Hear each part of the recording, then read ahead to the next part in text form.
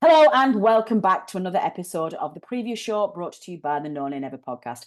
I'm your host, Natalie Bromley, and this week we are looking back at that very, very well-earned point away at Brighton, wondering where we're going to pull a left back from for Everton's visit on Saturday, how we sort out our striker problems, and generally look forward to the king that is Sean Dyche returning to Turf Moor. I'm joined by regular panellist Robbie Kopak and, of course, Dave Statman Roberts, who's going to give you all the facts and stats ahead of the weekend's game. So, let's go.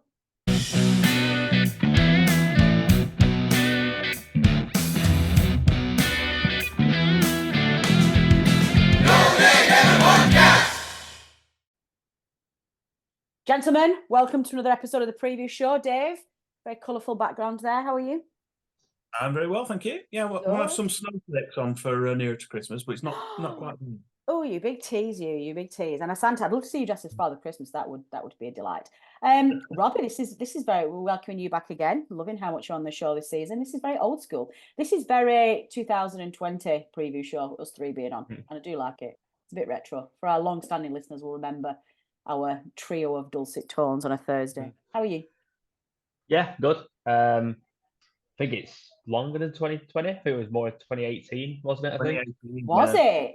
Yeah, because remember those? We used to spend 15, 20 minutes after the game outside turnstiles recording as well. We did. I remember that. We used to do immediate, way before TikTok and Insta stories and YouTube shorts. We used to do immediate game reaction. We used to huddle in the doorway outside Turf and be like, "That was," and we used to, We did one. We did one on a Boxing Day after Everton beat us 5-1. So this is very fitting. Wonder why this was in our immediate mindset. So let's dive straight in. Let's dive straight in, Robbie. Do you know, I really need to get the team No Nay Never mugs. We all sit here when we're recording with brews on. I've got a Jaws mug. Robbie's got some kind of stylish zigzag. IKEA, I think. Yeah, Dave's an absolute pro and doesn't bring his brew on. So I'm going to get you all No Nay Never mugs, so at least we'll be on brand. That would be a good thing. So, Robbie, last Saturday, we went away to Brighton. We fully expected that we were going to get absolutely battered. We didn't. We played very well. We took the lead. Couldn't quite keep hold of the lead, but I would suggest that very few games in the Premier League finish without one of both sides scoring at least one. So I think that's fine. You have to score 2 or 3 to win a Premier League game, I think. Weathered an absolute storm towards the end and came away with what on paper looks like an incredible point. How are you feeling after that? Yeah, good. It was almost a lot of the criticism that Vincent Kompany's got is that he sticks to his principles and he's trying to play out from the back. I think we've seen it. Yeah, we've seen it in the last 3 or 4 games where he has adapted. I think the West Ham game was a real kick in the teeth for him, and I think he's realised that we have to do better in terms of seeing out games. I thought we were a lot more pragmatic at Wolves, a lot more control, a bit more patience, more methodical. And then Brighton, we took the lead, and then second half it was almost very Sean Dyche-esque, really. It was 2 backs of 4, low block, and we just couldn't hold on. We even went to a back 5 because some of the criticism that the company got that he didn't bring Ekdal on at West Ham. This time he did. It's showing that he's listening to us because we know better. Obviously. Gosh, it's only taken him 16 games to realise he should be listening to us. He had a similar thing on, very quickly before you move on, he had a similar moment in the Championship last season when we had that early patch where we were drawing every single game and throwing away leads in the dying minutes. And there was that game, I can't remember which game it was, but he brought Charlie Taylor on in the dying minutes to see out the game, and he went to 5 at the back then. And that's when we started to turn it around. So it feels very similar, doesn't it, this season to that? Yeah, and it's I think Burich are having very similar sort of criticisms as well around that period, and with similarly like Trafford. And again, Trafford's improved in the last 2 or 3 game weeks as well. He were obviously we'll probably speak about his performance at Brighton anyway, but we'll do it now. Let's go on now. Talk about that performance. He looks far more. Again, it was very Nick Pope-esque. It was very, very 2019, 2020, wasn't it? we've gone back in time. We've stolen. Yeah. We've gone back and we've stolen the 2019 Burnley side. Yeah, that Matoma save in like dying seconds is unbelievable. It really is. Like, It really when I was watching it, I turned away thinking it's gone in. It's got same. It was like, oh my God, where's that come from? And I think as well, and the column that I wrote for my online blog this week was this very point. And I think he's had a very difficult start to his season, and some of the criticisms maybe been a bit echo chambery because we've all it's been compounded and regular mistakes, and the silly mistakes get me, the sloppy passes and the just switching off. That's when I get really annoyed. As long as somebody's trying, then that's fine. Some of it's legitimate criticism, and some of it's just been frustration that it maybe feels like has been thrown in at the deep end too soon. But my point that I made this week was, if you are quick to criticise a player when their performances don't match up to the expectation that you have, you should be even quicker to praise them when they do. Yeah. And he got nothing wrong at the Brighton game. And I just thought, it feels like it was a defining performance for me. Do you think that's a little bit dramatic to say that? No, it did feel like a turning point for him. Didn't it? I think every single Burnley fan sort of united behind him. I think it's the first time we've seen it, and obviously like the media praise behind it as well. So yeah, I totally agree with you there. Yeah. One of my favourite stories coming out of the weekend was this story that apparently, because he was so in the zone and he couldn't remember like the 10 of the 11 saves that he had to make. And apparently he was just so exhausted that he sat down in the tunnel at Brighton and just on his phone watched the montage of his saves on the immediate replays. And I said, I just love that idea that he's just sat there completely exhausted, shin pads off, just sat there going like, wow, what did I just do? And I really hope, because as much as he said he's going to sit down with his technical staff and go through them all with a fine-tooth comb and see if he did do anything that needs improving. But I also hope that he does allow himself that moment to sit there and absorb that confidence and go, you know what, I did my job really well at the weekend. Because if we're asking him as a young individual to take the criticism because we're fans and we have a right to analyse a game, then do you know what? He's got every right to sit here and let that cockiness and that swagger seep in and go, I did my job well on Saturday and I'm going to pat myself on the back for that. So does that, for now, put to bed the Trafford over Murich over Trafford debate? I think it does.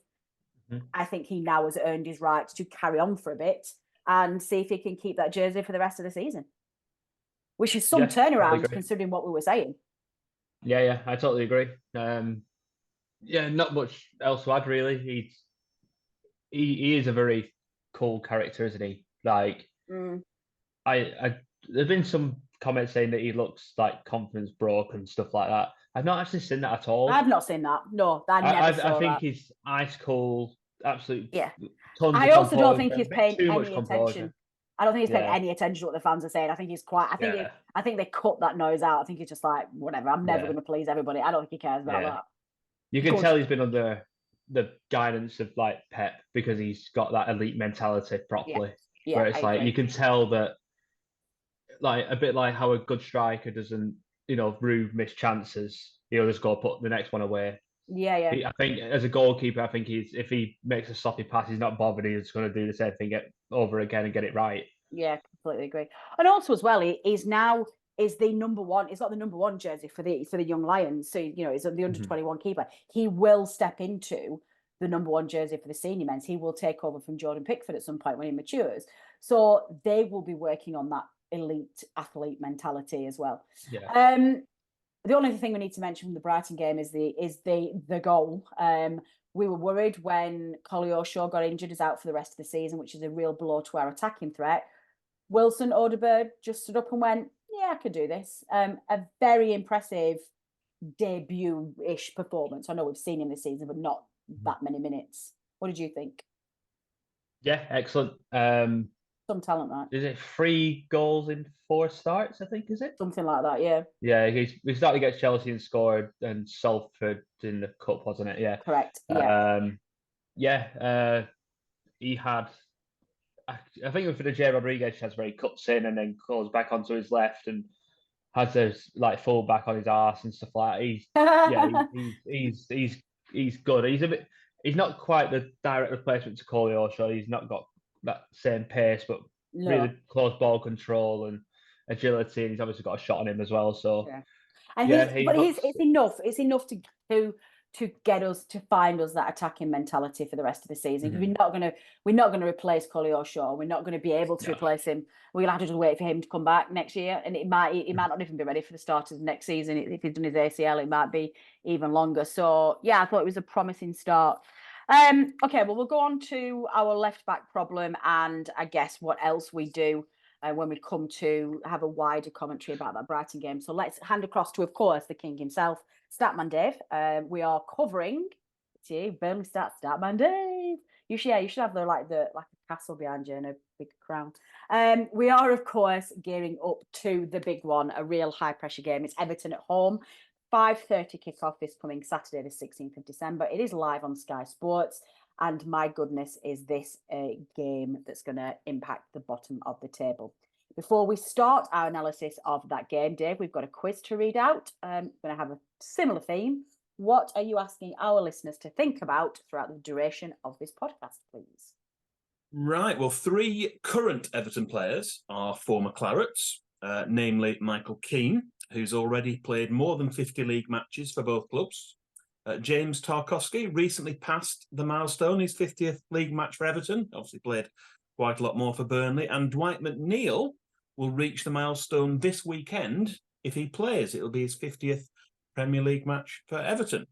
Wow. But can you name any of the other 6 players who've achieved 50 or more league appearances for both Burnley and Everton between World War II and the end of last season? Ooh, okay. You know the drill, listeners. Have a think about this for the duration of this podcast, and we will give the answers at the end of the show. So, Dave, let's kick off then. You are going to give our listeners, what are you going to give them? Where is it gone? Where's my thing? Match results summary. There we are. How do I not know that already? Match results summary, please, Dave.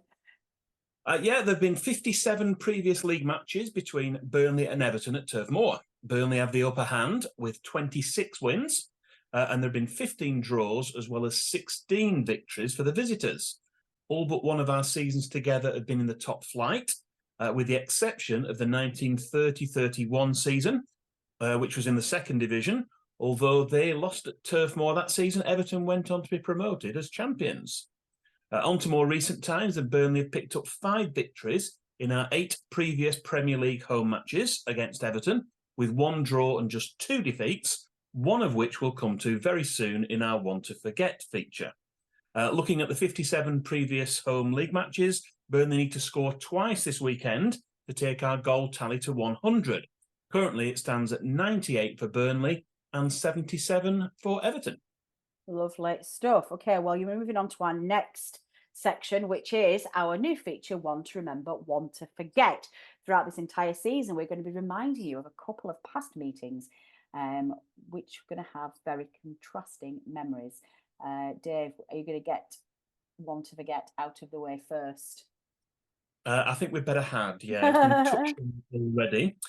Boxing Day 2018 was certainly not a day to remember for Burnley fans, as Sean Dyche's struggling Claret side conceded as early as the 2nd minute, and after being 3 behind after just 22 minutes, went on to let in 5 goals for the first time at Turf Moor since a 6-1 defeat to Manchester City in April 2010, a game in which Vincent Kompany played. Yeah. Despite Ben Gibson scoring his only goal for the Clarets, it finished 5-1, and I suspect even the optimists among us left the ground thinking our chance of survival were hanging by a thread. That defeat left us on 12 points at the halfway point of the season, but as we know, there was revival in the remaining 19 matches, and we retained our Premier League place the following May. Good stuff. Okay, match number 2. Our One to Remember, please. Well, yes, we've seen a few memorable home victories over Everton in recent seasons, as well as the 1-0 win in August 2009, when Wade Elliott's goal was the decider. We saw a last-minute winner from Scotty Arfield in October 2016, a comeback victory in March 2018, and another 1-0 win in October 2019, when Jeff Hendrick scored the only goal. But we're going to focus on the last time the two teams met at Turf Moor. That was in April 2022.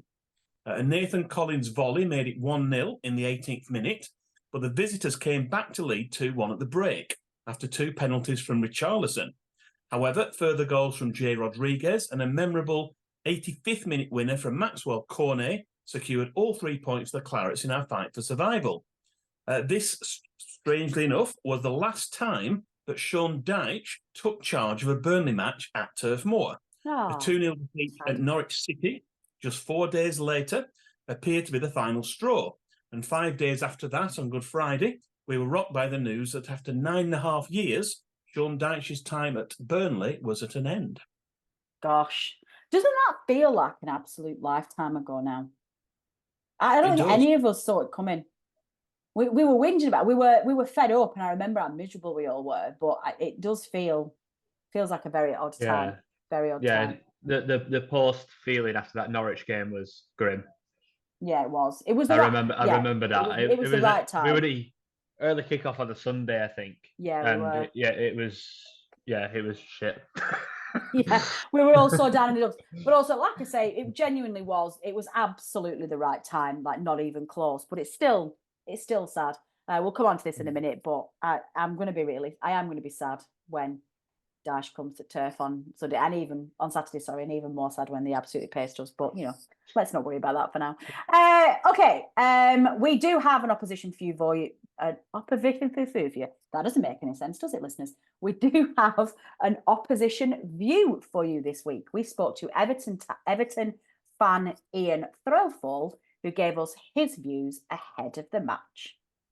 Ian here, resident and for once very happy Evertonian, giving you the opposition view for Sean Dyche's return to Turf Moor this weekend. We enter the weekend having just got 9 points in 8 days with our wins over Forest, Newcastle and most recently Chelsea, meaning that despite our 10-point deduction, which we are appealing by the way, we still sit outside the bottom 3 and in fact 4 points clear of it. The point deduction has done the impossible in managing to unite Everton's fan base, team and even board. And the gaffer has even got us playing a very distinctive Everton style of football, a style of which you'll probably be very familiar with. For the first time in a few years, things are looking positive again, and we'll be looking to repeat the 3-0 win back in November in the EFL Cup, but know that Turf Moor isn't an easy place to come. And with Everton's young star centre-back Jared Braithwaite suspended after picking up a 5th yellow in that recent victory against Chelsea, our small squad depth is again going to be tested. But score prediction time. Both teams are hard to play against, so we know it's not going to be a goal fest, but I feel the momentum is in Everton's favour, and I'll predict a hard-fought 1-0 win with a second-half Dwight McNeil goal. Up the Toffees. Okay, I'm going to put my teeth back in and learn how to speak properly while I hand back over to Dave for referee details, please. Yeah, referee details for this weekend. 45-year-old Anthony Taylor of Wythenshawe in South Manchester with a man in charge this weekend. The man in the middle, should I say. That's something we won't be able to say for our next match against Fulham, if you'd heard the news. I have heard the news. Dave, what's happening? We have a female referee for the first time in the Premier League. We'd have female officials. We've had fourth officials and assistant referees, but not the main referee with the whistle. So it's going to be forgotten it, Rebecca. 1 second. I've got it here. Hang on. Fill up, everybody. Make it la la la la la la la. Rebecca Welsh. Thank you. Yeah, there we go. That was outstanding podcastery. We'll just make our listeners wait. That will all be edited out. Yeah, I'll remind producer Matt. So yes, we do. I am unbelievably excited about this. I think it's justified. It doesn't surprise me that they've picked a couple of sides towards the bottomish of the division to put this on. I can imagine this is wrong as an approach, but I imagine if errors were made or it didn't quite react and it was a refereeing against City against, I don't know, United or Liverpool against Spurs or something, then that would have a very negative impact and would take a few steps backwards, but hugely promising. I'm very, very pleased. We will talk, actually. We're going to hand over very quickly to, actually, now might be a very good time to do this, actually. Let's do this now, because this week, while we're talking about females within the sport, this week, our girls had an absolutely spectacular win on Sunday in the third round proper of the FA Cup, Women's FA Cup, winning 11-0. To secure their place in the fourth round proper. That is the round that the WSL teams come in. Very exciting. It was streamed, the draw was streamed live on their Instagram account, which was just, I've not been that excited for a cup draw in a long time. And we sent Tom, our very own Tom Whittaker, to the game to have a very enjoyable afternoon watching 11 goals go in. And he gave us this match report summary. So let's hand over to Tom briefly. Evening. Just thought I would give No Never listeners a quick missive from the Women's FA Cup game on Sunday, Camden Court versus Burnley. It was in the Midlands. It's just handy for me, so I went along. Very fortunate to be there. Fantastic display of football. Camden Court, very small club. I think they're originally a college club, a couple of levels below Burnley. So I did think I was hopefully travelling with the prospect of a win, but you don't expect to win 11-0 away from home. It was a fantastic display. It's amazing to see a Burnley team that dominant. Camden Court could barely get out of their own half, barely get out of their own penalty area at times. 3 hat-tricks from 3 different Burnley players, which is amazing. Just look levels and levels above. We've got a good team this year. It's a good little cup run starting to form now. We've already come through 3 rounds already, and we've scored I think it's 22 goals in those 3 games already, which is pretty phenomenal. Birmingham City in the next round. That's Sunday the 14th of January, the day before the Luton game at Leyland. It'd be great to have a few down there. Birmingham are in the Championship mid-table. They've been Women's Super League before, so it's a pretty big fixture in that sense. But it's also winnable, so it'll be very good to see them test themselves against a team from a high division. And fingers crossed the cup run can continue. Okay, sorry, Dave. We got sidetracked with referees and female referees, and now the women's game. Back you go again. Pick up where you left off. Well, we were halfway through the referee, so we'll we carry were. on. Let's finish that, Dave. Yes. Going back to Anthony Taylor, his matches involving the Clarets go back over 15 years to 2008 and have produced 7 Burnley wins, 6 draws and 10 defeats. He's managed to keep his red card in his pocket for all of these previous matches.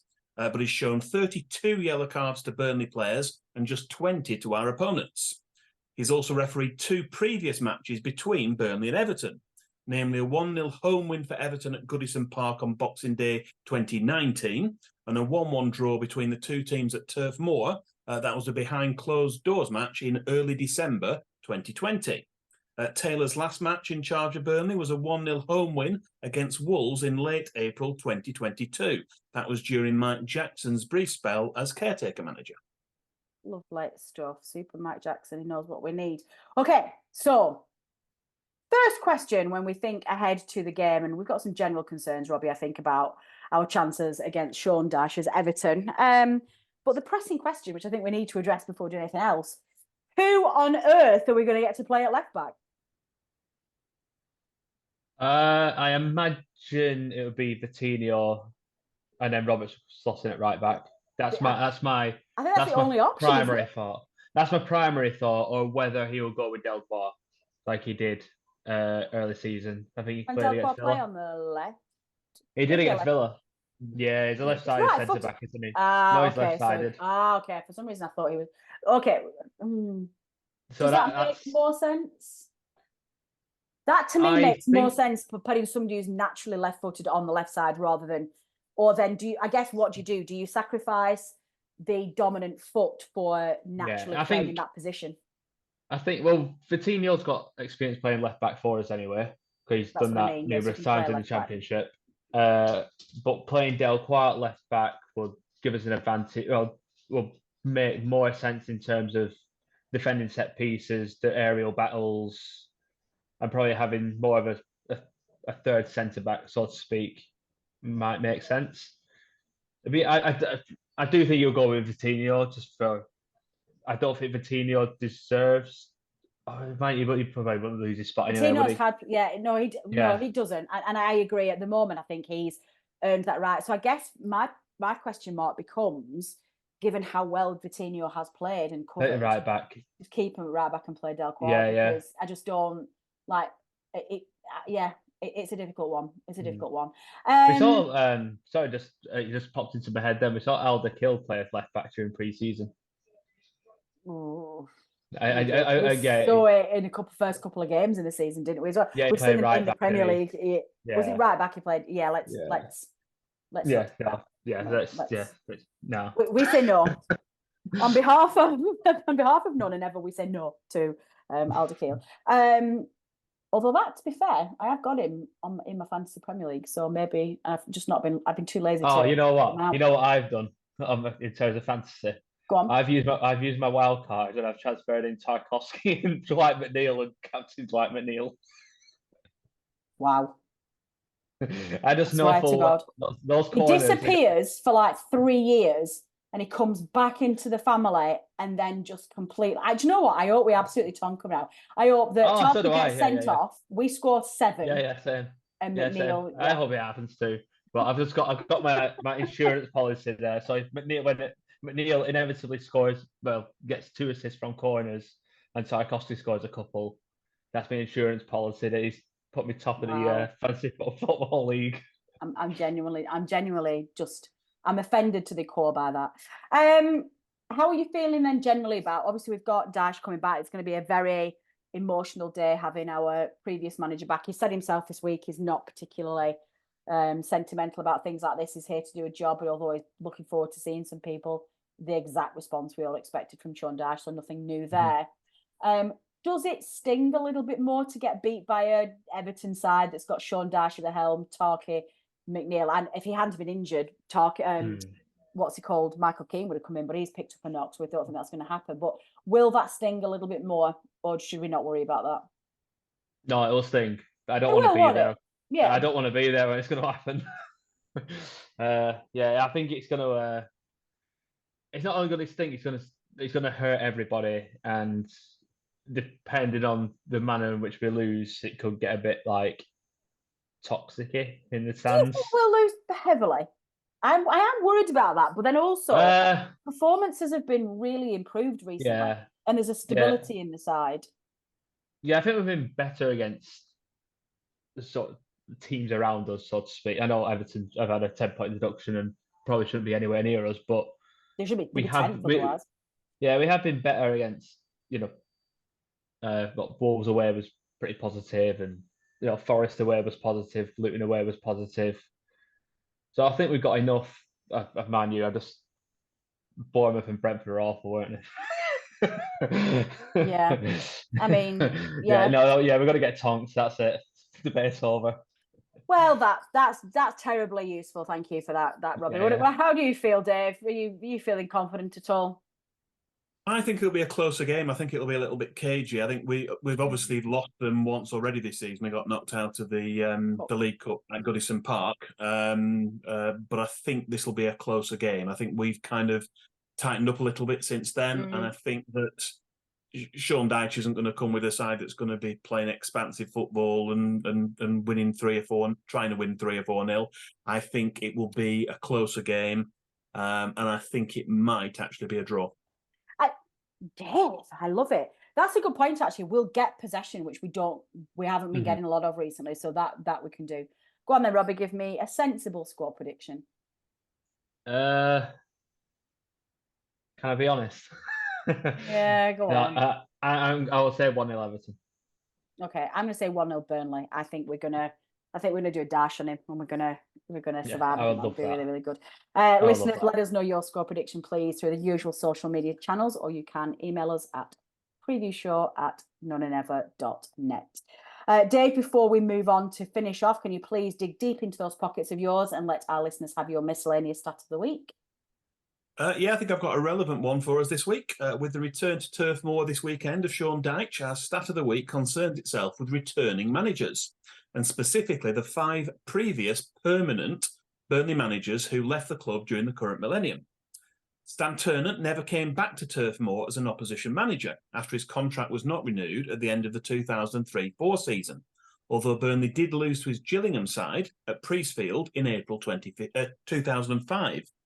We had to wait 3.5 years for Steve Cottrell's first match back at Turf Moor as a manager after leaving us in November 2007. That was as Portsmouth boss in April 2011 in a match that finished as a 1-1 draw. Owen Coyle had to wait just 9 months to bring his Bolton Wanderers side to Turf Moor in September 2010 for a League Cup third round tie, and Burnley won that match 1-0. Brian Laws has never been to Turf Moor as an opposition manager since he was sacked in December 2010. And finally, Eddie Howe's first match back at Turf Moor as an opposition manager after he'd left to rejoin Bournemouth in October 2012 was just over 12 months later with the Cherries in November 2013, and that match also finished as a 1-1 draw. Dave, quiz answers, please. We asked our listeners to name Burnley players who had played appearances, more than 50 appearances for both Everton and Burnley. Who were we supposed to be thinking of, please? Yes, we wanted the 6 players other than, we've mentioned already Michael Keane, James Tarkowski, and also Dwight McNeil, who we expect will make his 50th league appearance for Everton at the weekend. The other 6 former players are Aaron Lennon, 74 league appearances. Yeah, of course. 55 for Everton. Harry Potts, 165 for Burnley, 59 for Everton. Dave Thomas, 157 for Burnley, 71 for Everton. Tony Grant, 141 for Burnley, 94 for Everton. Trevor Stephen, 76 for Burnley in the early part of his career, and 210 for Everton later on.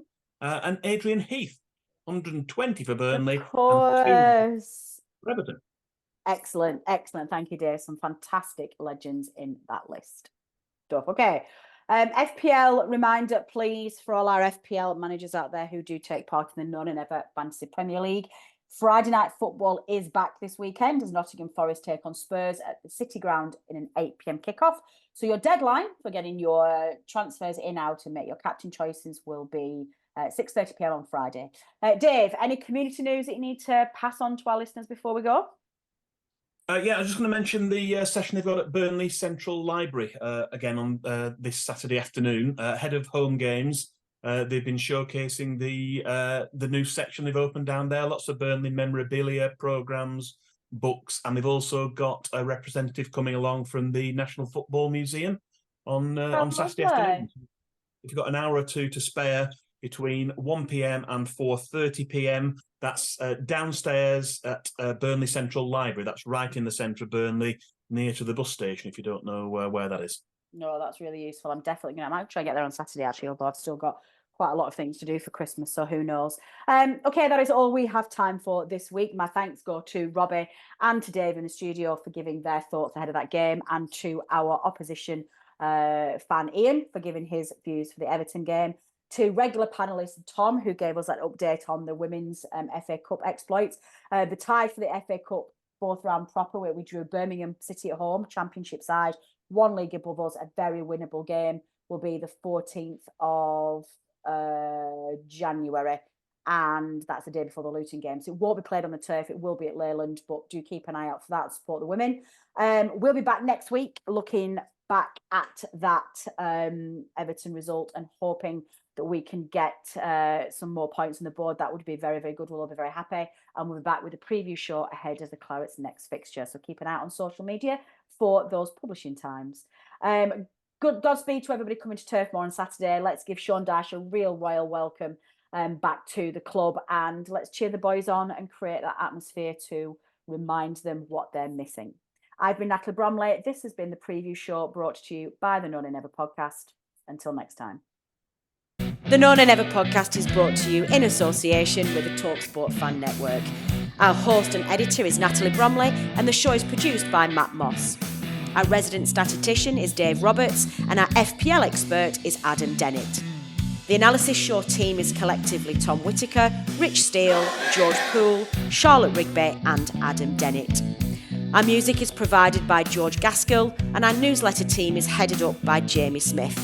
If you don't already, you can subscribe to our newsletter by visiting nonenever.substack.com. Thanks as ever go to our partners TalkSport. We are proud to be associated with the TalkSport Fan Network.